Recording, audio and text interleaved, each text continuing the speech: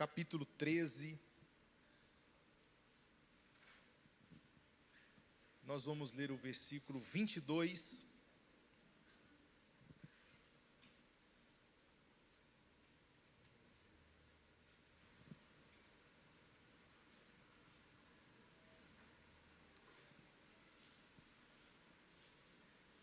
Graças a Deus. 1 Samuel 13, 22. Sucedeu que no dia da peleja, não se achou nem espada, nem lança na mão de nenhum do povo que estava com Saul e com Jonatas. Porém, se acharam com Saul e com Jonatas, seu filho.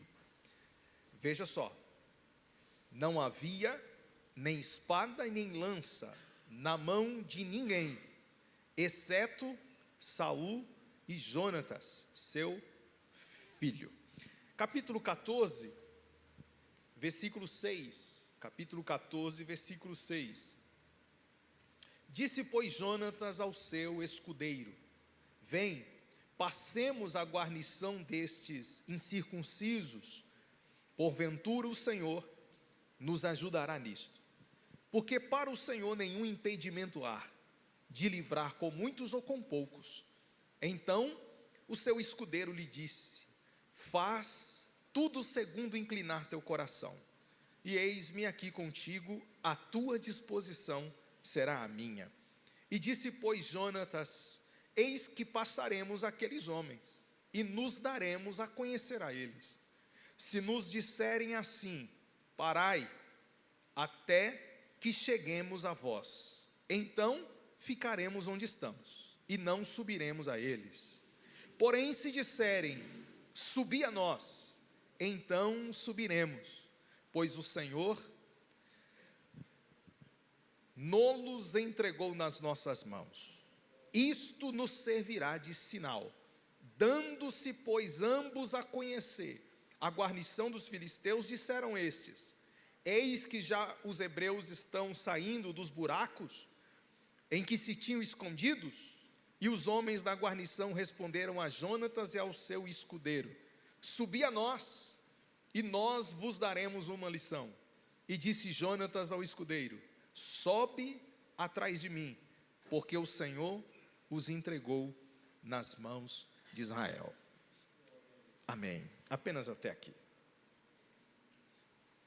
Amados irmãos, eu gostaria de ministrar uma mensagem com base no que lemos, e gostaria de falar sobre a espada de Jonatas. Nós lemos no verso 22 do capítulo 13, que todo o povo de Israel estava desguarnecido de armas. Ninguém tinha espada, ninguém tinha lança ou arma nenhuma. Mas a Bíblia dá uma informação interessante: Saul e Jonatas, ambos tinham espadas. Saul era o atual rei de Israel, e por sinal o primeiro levantado por Deus. Jonatas era seu filho, o príncipe de Israel. Então nós temos tanto Saul quanto Jonatas, só os dois com espadas, e todo o povo desarmado e travando uma grande batalha. A espada de Jonatas fala-nos do chamado dele para a guerra. A espada de Jonatas fala da capacidade que Deus lhe deu para vencer desafios. Deus tem nos dado capacidade para vencer desafios. Você consegue falar isso para quem está do seu lado? Deus tem te capacitado a vencer desafios. Glória a Deus. Deus tem te capacitado para vencer desafios. É sobre isso que fala essa espada. A capacidade que Deus dá de vencer desafios, e desafios extremamente difíceis. Avaliando o contexto, para nós entendermos exatamente onde estamos aqui, Saul, quando foi ungido rei de Israel, ele foi ungido com um propósito. E qual o propósito? Vencer os filisteus. Coloque na tela o capítulo 9, versículo 15, por favor. Veja, quantos que tinham espada?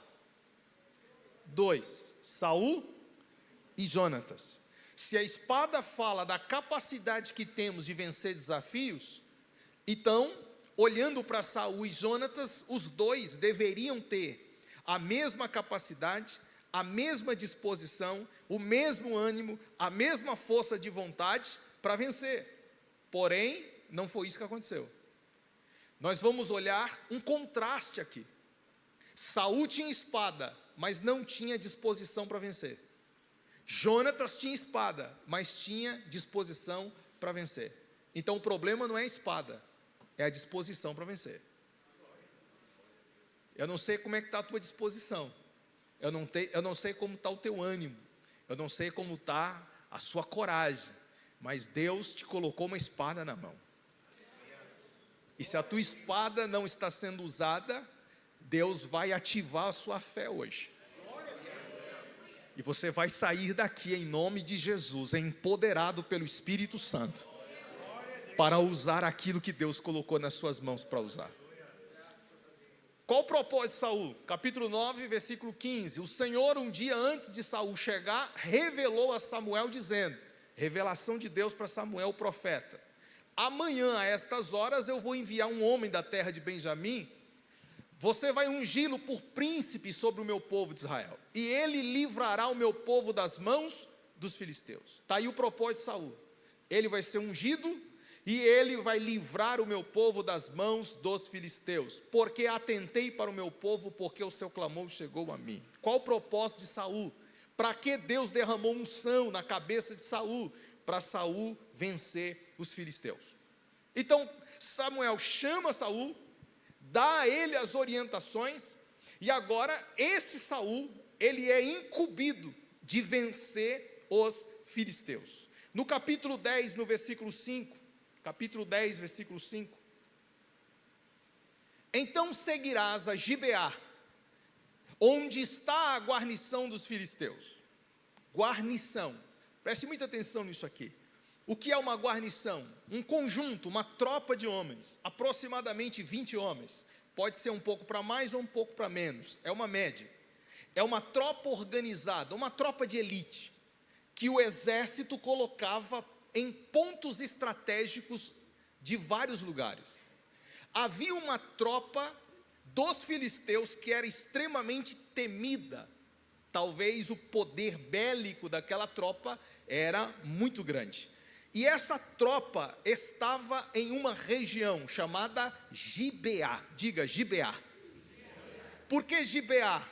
Porque lá em Gibeá morava o tal do Saul. Olha que coisa interessante.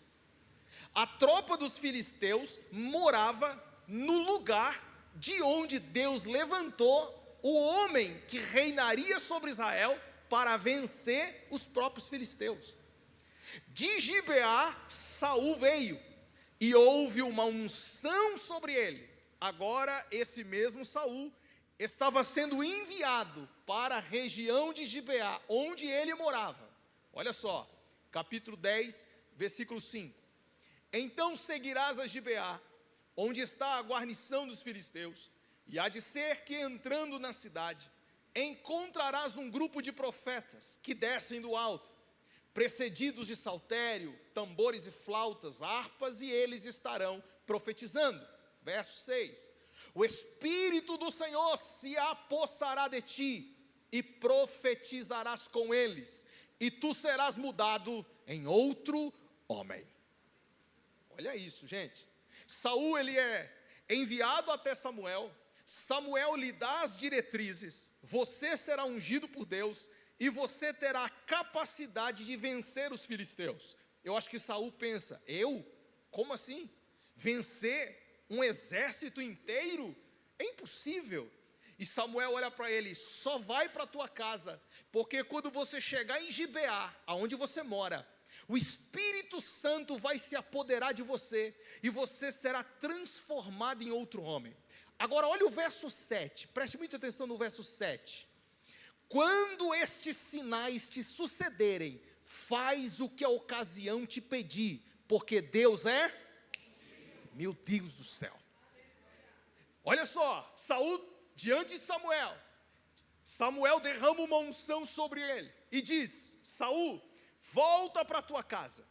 E quando você estiver chegando na tua casa, o Espírito Santo vai se apoderar de ti. Quando isso acontecer, você já não será mais o mesmo homem. Seu coração vai ser mudado. Você vai sentir uma força sobrenatural. E quando isso acontecer, o que a circunstância pedir, faz. O que a circunstância exigir, faça. Não fuja da guerra, não fuja da luta. O que acontecer, independente da dificuldade, faça. Por quê? Porque Deus é com você. Aleluia.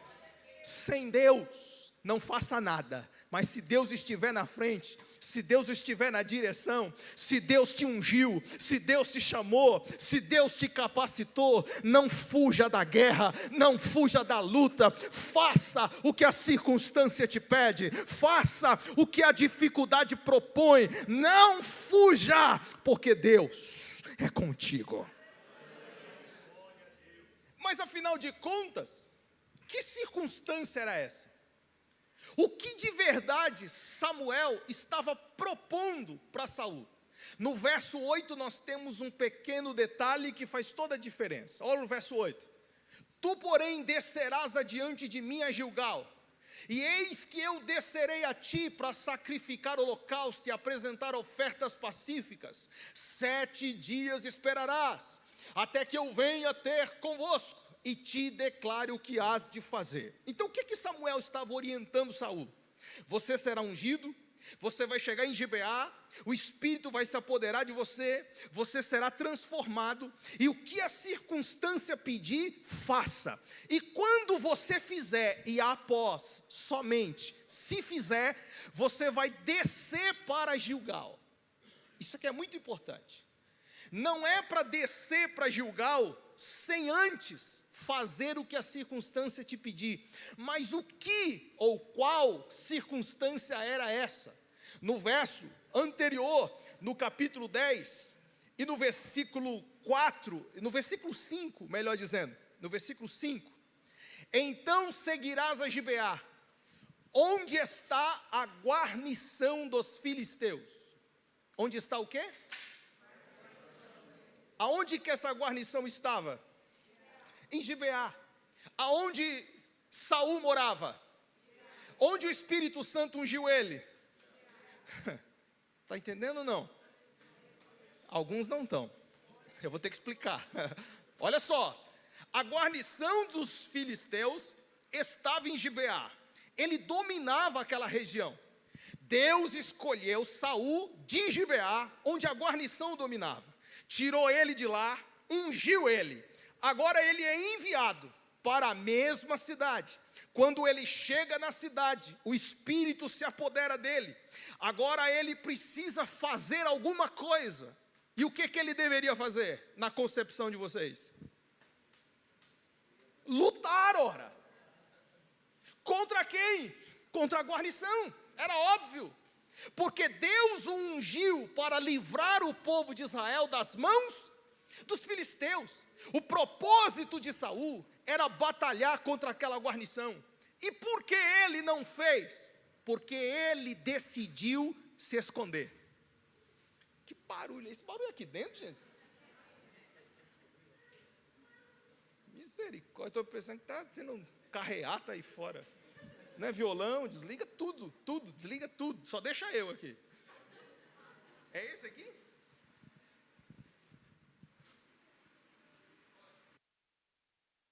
Eu estou achando que é a guarnição dos filisteus. Troca e me devolve, isso aí é melhor. Troca e me devolve, ok? Então vamos lá. Não é não, hein? Tem algum trovão ligado aí, né? Desliga esse trem aí. Glória a Deus. Vamos lá, capítulo 10, verso 5. A guarnição dos filisteus estava dominando aquele lugar. Saul então é ungido. O Espírito Santo se apodera dele. Agora ele precisa lutar contra a guarnição. Porém, ele não luta. O que ele decide fazer? Coloque, por favor, no capítulo 10, no versículo 22. Vocês estão acompanhando o raciocínio? O Espírito Santo ungiu ele agora deveria lutar.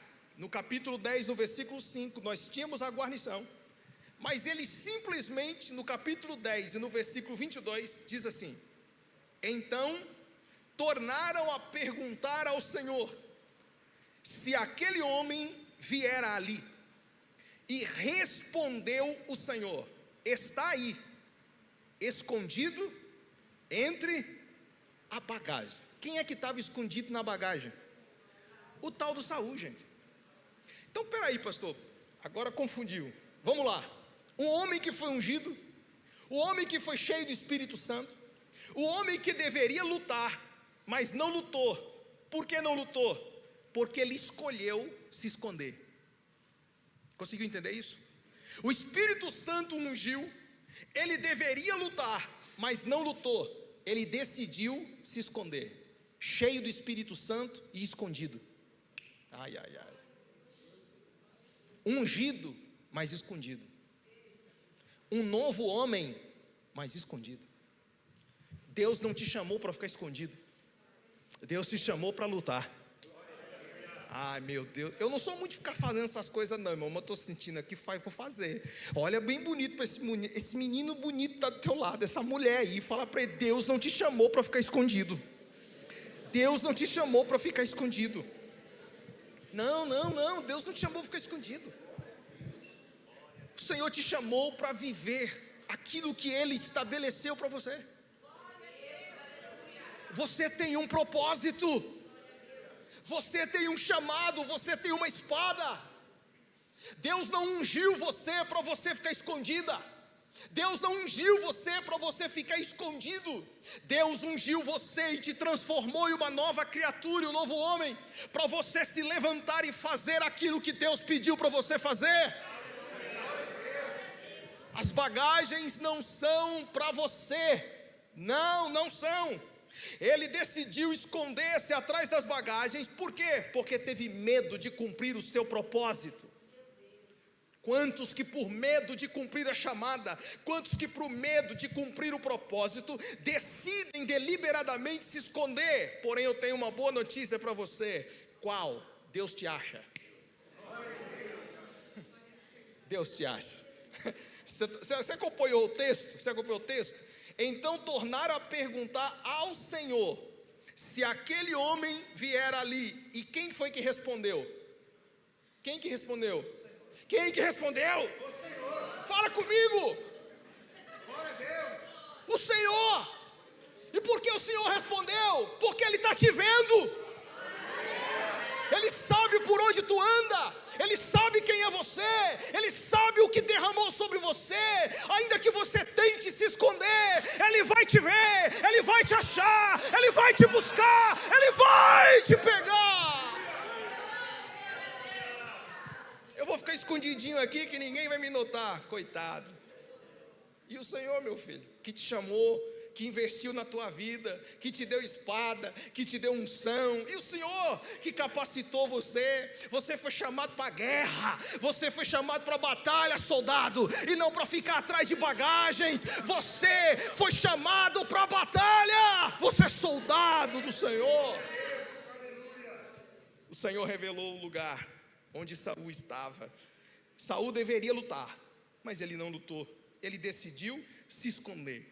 Então Deus revela onde ele estava, e diz o texto que Saul sai por detrás das bagagens, se levanta, e a Bíblia fala que quando ele se levantou, ele se destacava. Isso é tremendo, gente. A altura dele, dos ombros para cima, ele sobressaía todos os homens da sua época. Ele tinha quase 1,90 m aproximadamente. Isso é cálculo meu, tá bom? Não está na Bíblia. Porque se a gente considerar a altura mediana dos homens, 1,70 m, 1,75 m, né? Saul tinha quase 1,90 m.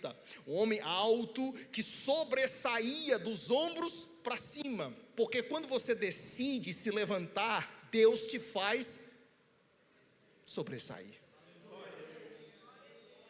Às vezes nós não sobressaímos, sabe por quê? Porque a gente insiste em viver escondido.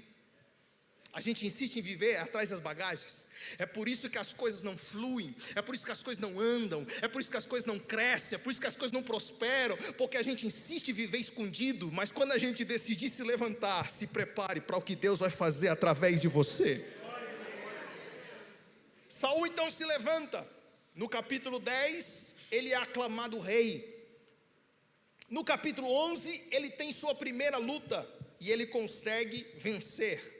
A partir do capítulo 11, vai começar a saga de Saul, uma saga muito curta de vitórias e de grandes derrotas. Esse homem ungido, capacitado por Deus, ele no capítulo 11 tem uma grande vitória. Entra o capítulo 12, Samuel, ele resigna o seu cargo, deixa à disposição. Agora chegamos na altura do capítulo 13, que foi o capítulo que nós lemos. Versículo 1, por favor. 1 ano reinou Saul em Israel. Esse 1 ano de Saul foi um reinado abundante, de grandes vitórias. No 2º ano do reinado sobre o seu povo, escolheu para si 3.000 homens de Israel, e estavam com Saul 2.000 em Micmas e na região montanhosa de Betel, e 1.000 estava com Jonatas em Gibeá de Benjamim, e despediu o resto do povo, cada um para sua casa. Verso 3, Jonatas derrotou a guarnição dos filisteus que estava em, essa guarnição de novo, ela de novo, lembra, eu te ungi, e o que te fizer a circunstância exigir de você, faça. O que Saul deveria fazer? Lutar contra a guarnição que estava em Gibeá, a sua terra natal. O que Saul fez? Nada, decidiu se esconder. Deus revela, ele se levanta, é aclamado rei, e agora ele tem uma vitória, não sobre os filisteus, mas sobre os amonitas, que era outro povo, era outra gente. Ele teve a vitória dos amonitas, porém Deus chamou ele para vencer a amonita? Deus chamou ele para vencer os filhos? Então não adianta ficar fazendo o que você quer, você tem que fazer o que Deus quer. Ah, mas eu estou lutando, pastor. Você está lutando a luta errada. Ah, mas eu estou fazendo, mas você não está fazendo do jeito certo. Porque tem gente que é assim, meu irmão. Ele não luta as lutas que Deus estabeleceu, ele não trava as batalhas que Deus estabeleceu, ele não cumpre o propósito que Deus estabeleceu. É ele por conta própria, sai lutando com o que ele acha que tem que lutar. Ele faz do jeito dele, da maneira dele, ele quer pregar do jeito dele, orar do jeito dele, congregar do jeito dele, fazer tudo do jeito dele. Por quê? Porque ele se acha dono do seu próprio nariz. Mas vou te dar uma notícia, você não é dono do seu próprio nariz. Você tem um dono, você tem um Senhor que traz direção e orientação, e para cumprir propósito você tem que se subordinar a ele.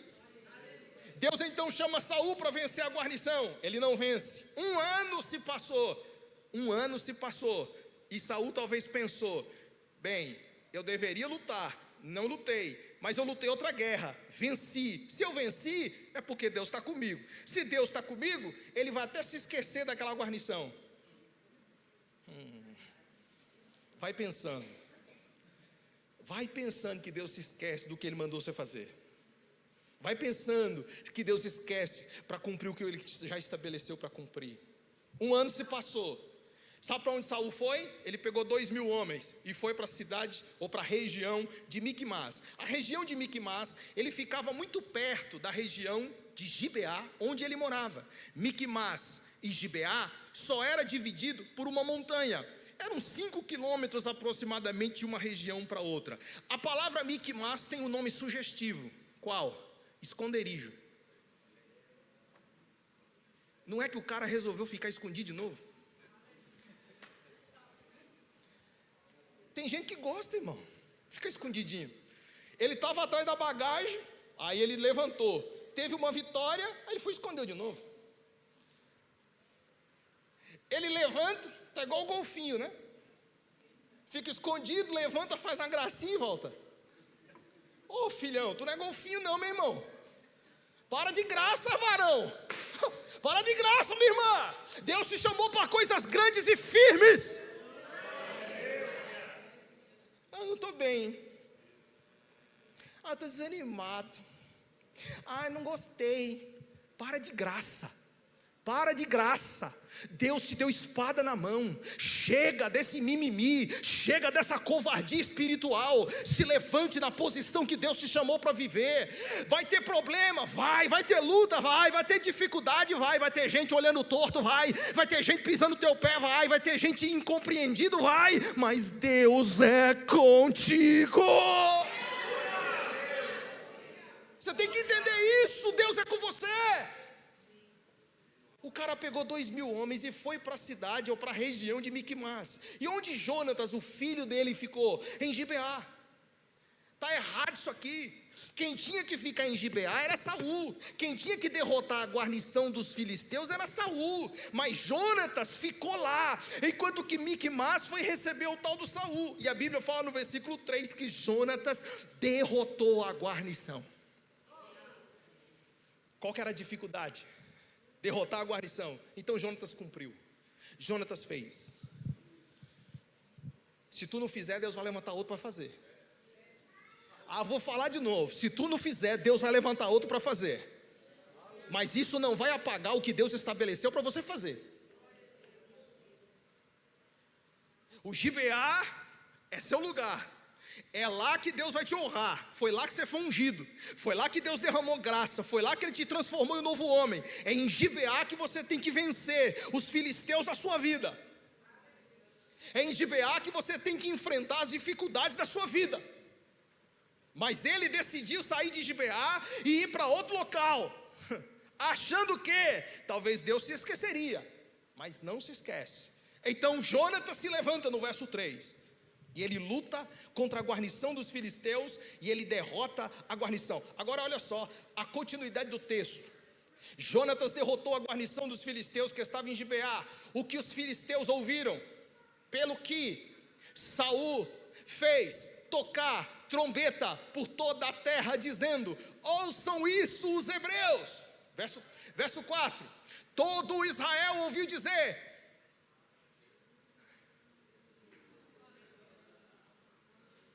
É muito cara de pau. Já entendeu ou não? O que ele mandou dizer? Saul derrotou a guarnição. Não, ele fez isso não, fez. Não foi ele que derrotou. Quem derrotou foi Jonatas. Mas ele quis cantar de galo, trazer louros para si, tocar trombeta e dizer: Saul venceu os filisteus. Ele deveria fazer, não fez, outro fez e ele queria a glória para si. Não, meu irmão, não é assim que se procede. Você faz o que Deus chamou para você fazer e a glória será sempre de Deus. Sempre de Deus. Saul então ele toca a trombeta. Guarnição dos filisteus, eu venci. Também Israel se fez odioso aos filisteus. Então o povo foi convocado para junto de Saul em Gilgal. Por que ele foi imediatamente para Gilgal? Porque ele se lembrou de uma palavra de um ano atrás. Qual era a palavra de um ano atrás? Quando você for ungido e transformado em outro homem, faça o que a circunstância te pedir. E o que era? Vencer a guarnição. Quando você vencer a guarnição, corra para Gilgal e eu vou até lá, Samuel dizia. E foi isso que ele fez, só que um ano atrasado. Você vai fazer de um jeito ou de outro. Só que não faça com atraso, porque o atraso vai atrasar toda a sua vida. O atraso pode comprometer todo o seu ministério. O atraso pode comprometer toda a sua jornada. Não faz isso não, faz no tempo de Deus, porque o tempo de Deus é bom, agradável, é perfeito. Saul, então ele vence aquela batalha através do seu filho Jonatas. Ele então apregoa e manda ir para Gilgal. Ele chega em Gilgal. A palavra de Samuel era, capítulo 10 que nós lemos, versículo 8. Só estou recapitulando. Capítulo 10, versículo 8. Tu, porém, descerás adiante de mim a Gilgal. E eis que eu descerei a ti para sacrificar holocausto e para apresentar ofertas pacíficas. 7 dias esperarás, até que eu venha ter contigo e te declare o que há de fazer. Quem disse isso? Samuel, profeta do Senhor. A história continua. 1 ano depois, no segundo reinado, Jonatas vence a guarnição. Saul se lembra das palavras de Samuel. Ele corre para Gilgal. E quando ele chega em Gilgal, capítulo 11, 12, 13, que nós estamos lendo, versículo 8. Capítulo 13, versículo 8. Esperou Saul 7 dias. Até aqui está tudo bem, porque ele está dentro do tempo que Samuel determinou, segundo o prazo determinado por Samuel. Não vindo, porém, Samuel a Gilgal, o povo se foi espalhando dali. Versículo 9. Então disse Saul: trazei-me aqui o holocausto e as ofertas pacíficas. E ofereceu o holocausto. E mal acabou ele de oferecer o holocausto, eis que chegou Samuel, e Saul lhe saiu ao encontro para o saudar. Samuel perguntou: o que fizestes? Respondeu Saul: vendo que o povo ia se espalhando daqui, e que tu não vinhas nos dias combinados, e que os filisteus já se tinham ajuntado em Miquimás, eu disse comigo: agora descerão os filisteus contra mim a Gilgal, e ainda não obtive a benevolência do Senhor, e forçado pelas circunstâncias, eu ofereci holocaustos. Ele entendeu tudo errado, tudo errado. Quando você for ungido, e você chegar em Gibeá, o que a circunstância te pedir, faça. Ele pegou essa palavra e usou para defender sua covardia. Ele pegou essa palavra e usou para defender sua desobediência. O que Samuel determinou? Quando você chegar lá, espere 7 dias. E quando passar os 7 dias, eu vou chegar e vou oferecer holocaustos e ofertas, e depois eu vou dizer para você o que você tem que fazer.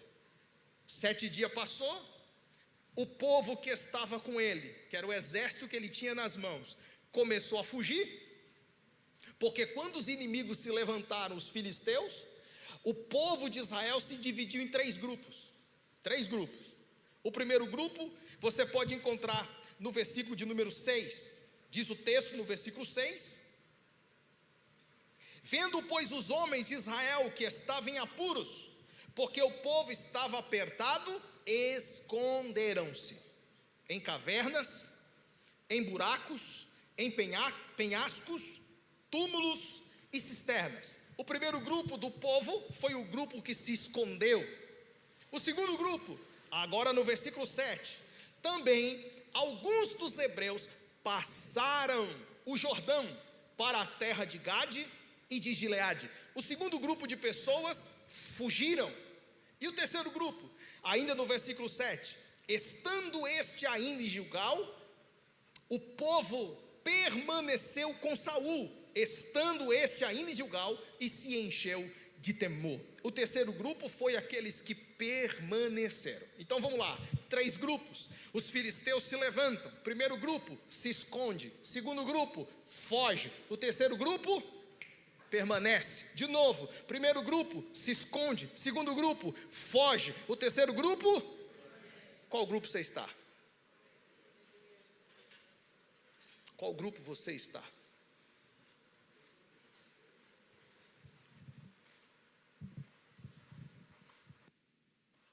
Glória a Deus. Você é daquele que foge? Você é daquele que se esconde? Ou você é daquele que luta? Você é daquele que permanece? Nós temos um grande problema aqui.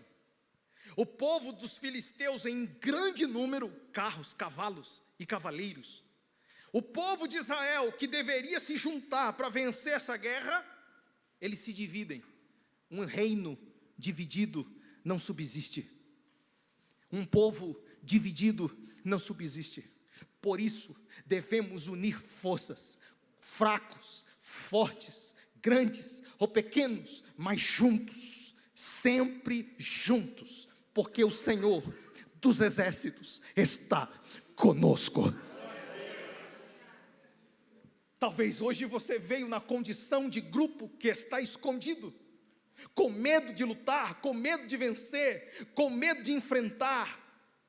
Ou quem sabe você já fugiu, porque o texto fala que eles passaram o Jordão, lembrando que o território de Israel era o território aquém do Jordão.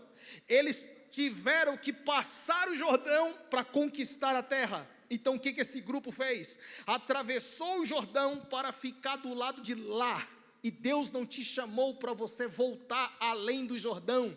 Jordão fala de aliança, Jordão fala de renúncia, Jordão fala de batismo, meu irmão.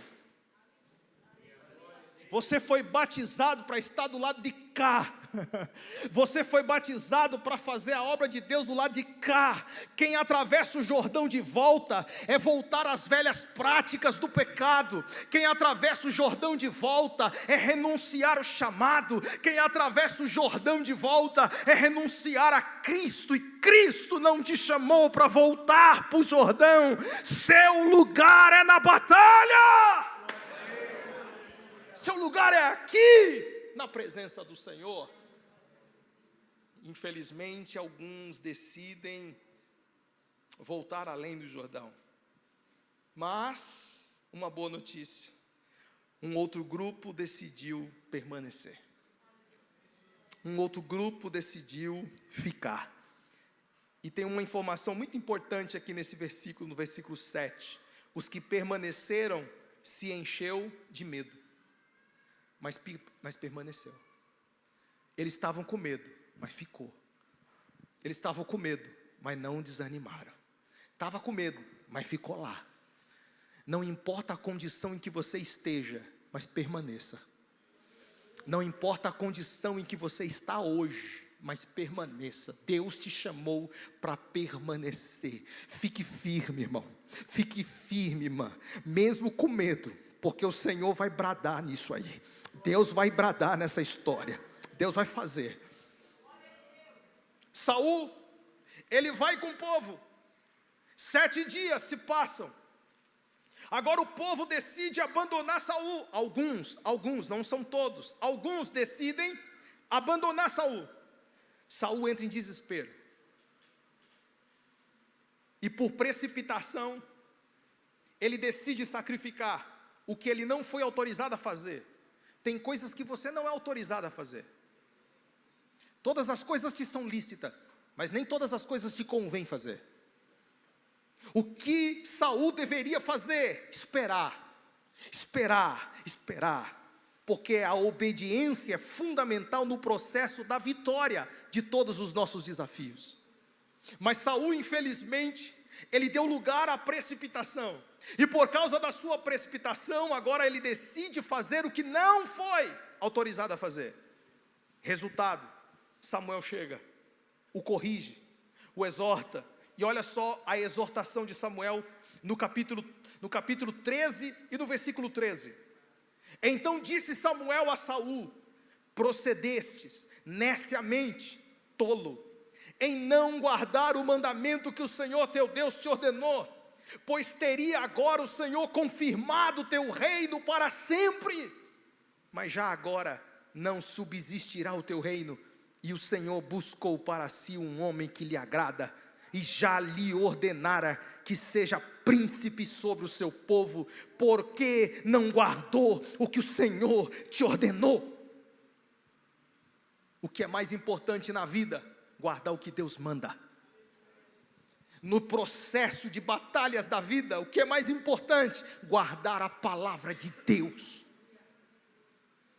Deus te chamou para viver uma vida de obediência e não fazer o que você acha que tem que fazer. Obedeça a palavra do Senhor, viva a palavra do Senhor, ainda que custe, ainda que tenha que aguardar, ainda que tenha que esperar, ainda que as coisas diminuam, ainda que os recursos acabem, mas permaneça na palavra de Deus.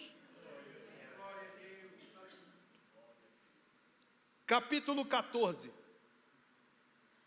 versículo 1, deixa eu concluir.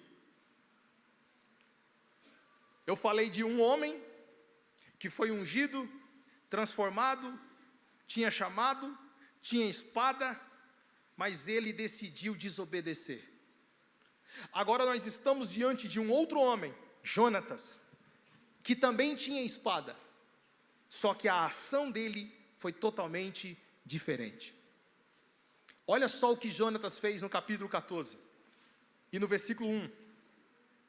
Sucedeu que um dia disse Jonatas, filho de Saul, ao seu escudeiro: vem, passemos a guarnição dos filisteus. Essa guarnição dos filisteus já é uma outra guarnição, já não é mais aquela de Gibeá, porque a guarnição de Gibeá, o próprio Jonatas já tinha vencido. Essa guarnição era uma outra guarnição. Vem, passemos a guarnição dos filisteus, que está do outro lado. Porém, não o fez saber ao seu pai. Saul se encontrava na extremidade de Gibeá, debaixo da romeira, em Migron. A palavra Migron no hebraico é precipício. É muito provável que na região montanhosa de Gibeá, ele estava na extremidade do pico do monte, debaixo de uma romeira, enquanto que o seu filho saiu em secreto. Diga secreto. Enquanto que Saul toca a trombeta, Jonatas prefere o secreto. De novo, enquanto que Saul gosta de tocar a trombeta, Jonatas prefere o secreto. Você vai ter vitória na sua vida se você trocar os holofotes pelo secreto. Você vai ter vitória na sua chamada se você trocar os holofotes pelo secreto. Ninguém tem vitória no público se antes não ter uma vida no secreto. É lá no secreto que Deus te dá as vitórias. Quando você for orar, fecha a tua porta e entra e fale o seu pai que está. Deus está no secreto. Fale comigo, Deus está no secreto. Se você quiser vencer, viva o seu secreto com Deus. Jonatas decide secretamente sair, sem falar nada para ninguém, sem tocar trombeta, sem anunciar, sem pôr o nome no cartaz, nada, secretamente, só ele e o pai, e o jovem escudeiro que lhe seguia. E qual foi a motivação de Jonatas? Vencer a outra guarnição. Porque se Deus te capacitou para vencer uma, Deus também te capacita para vencer duas. Se Deus te capacitou para chegar até aqui, Deus te dará a capacidade para você ir além daqui. Se Deus te trouxe até aqui, Deus vai te capacitar para ir além daqui. Então se você está pensando que aqui chegou o teu fim, você está enganado. Tem muita guarnição para vencer ainda. Eu sinto algo de Deus aqui. Levante por favor uma das suas mãos. Tem muita coisa para fazer ainda, diz o Senhor dos Exércitos. Tem muita batalha para se travar ainda, diz o Senhor. Tem muitas lutas para vencer ainda. E você que está com as mãos levantadas, receba do seu Pai, receba do seu Deus força e capacidade para sair de onde está e vencer mais uma batalha, e vencer mais uma luta, diz o Senhor dos Exércitos.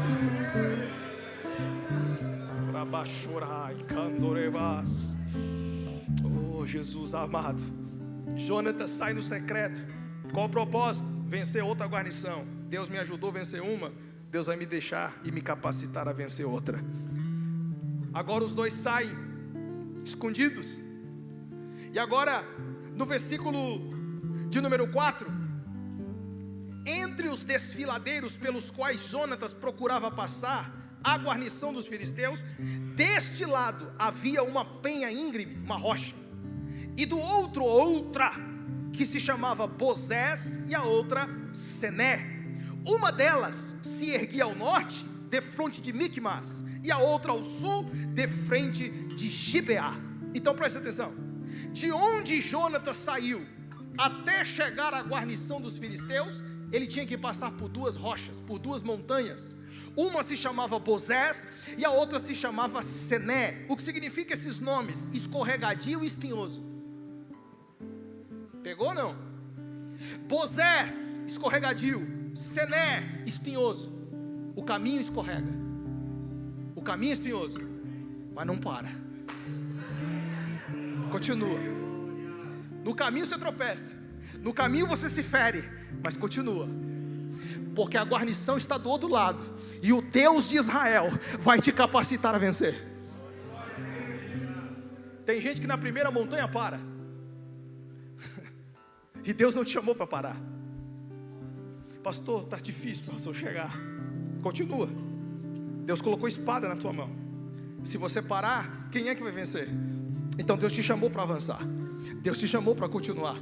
Disse, versículo 6: e disse Jonatas ao seu escudeiro: vem, passemos a guarnição destes incircuncisos. Agora olha o que Jonatas fala: porventura o Senhor nos ajudará nisto, porque para o Senhor nenhum impedimento há de livrar com muitos ou com poucos.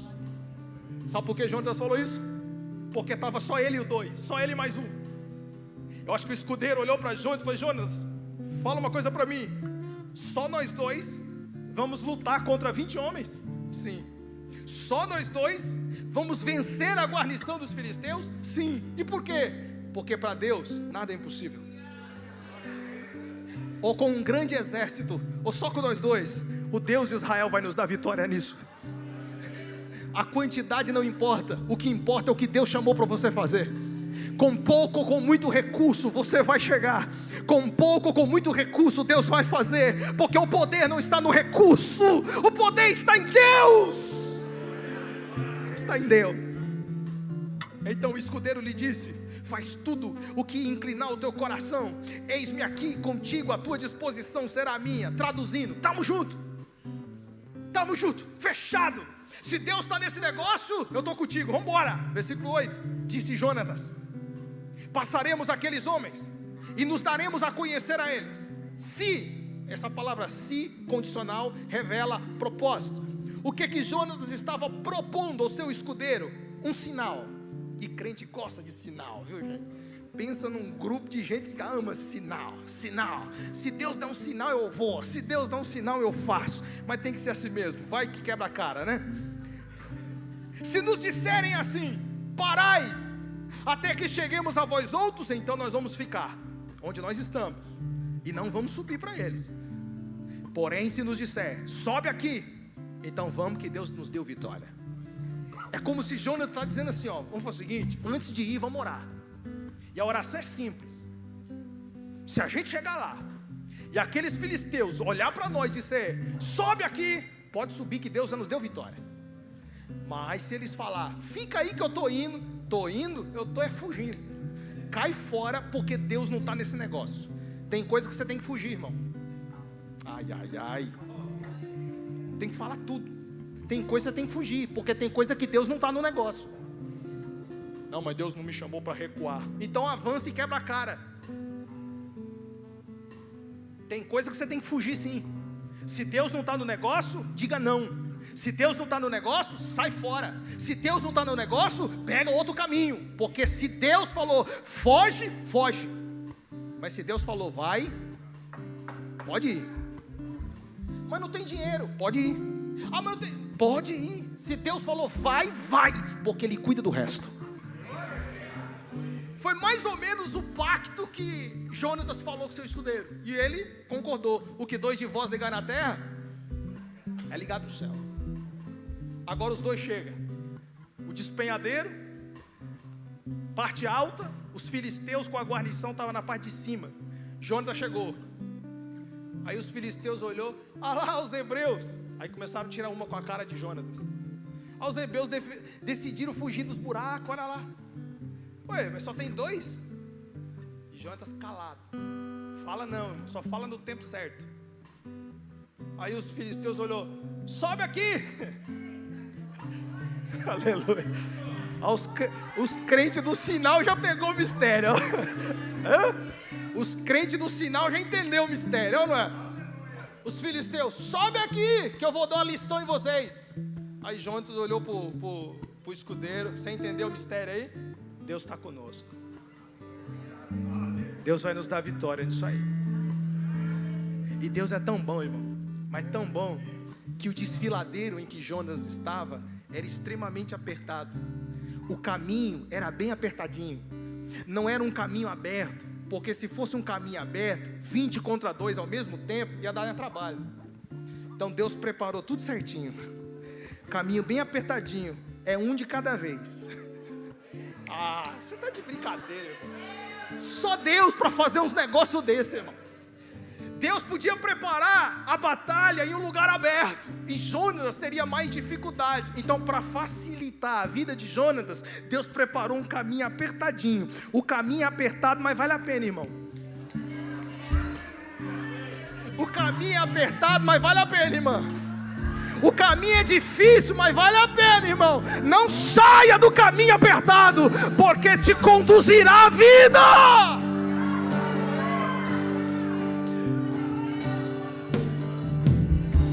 Tem gente que gosta de caminho largo, mas só tem derrota.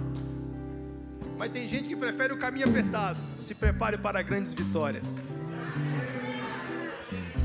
Sobe! Aí Jonas olhou para o seu escudeiro e falou assim: olha, o caminho é apertado, eu vou na frente, você fica atrás. Se passar por mim, você faz o serviço. Combinado, fechou. Aí Jonas vai na frente, porque Jonas tinha.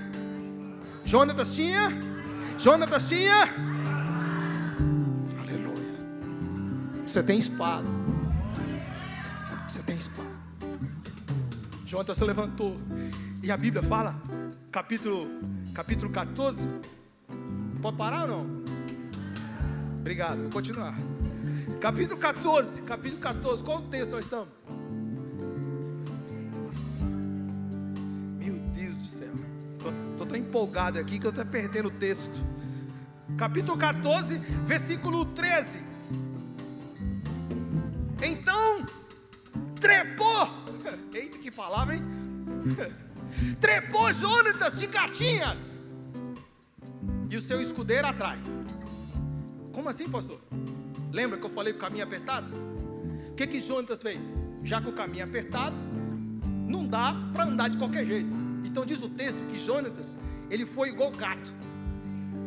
Meu irmão, eu não vou imitar o gato, não. Mas você já entendeu, né? Jonas foi igual o gato. Eita. Um olho no peixe, né? E olho no gato. O bichinho subiu trepado no monte. Aí vem os filisteus, um por um. Filhinha, olha o que o texto fala. E os filisteus caíram. E os filisteus não vão subsistir. Vão cair.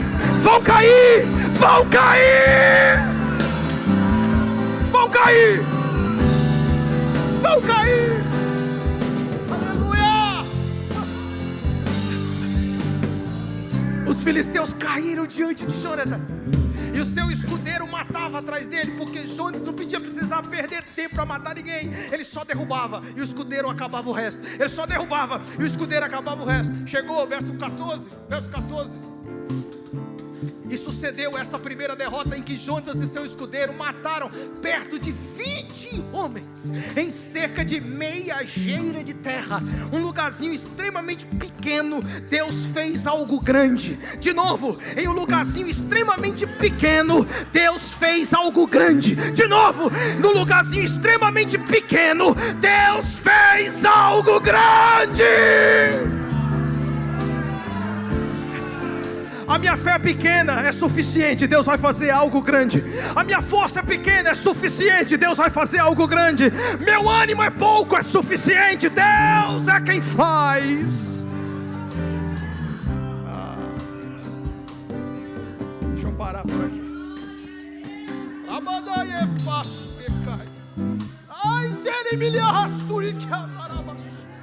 Eu sinto um Deus de coisas grandes aqui.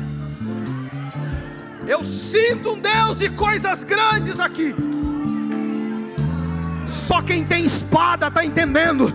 Só quem foi chamado está entendendo. Só quem foi ungido está entendendo. Deus vai fazer coisas grandes e firmes. que nós não sabemos. Feche os olhos. Fique de pé, por favor.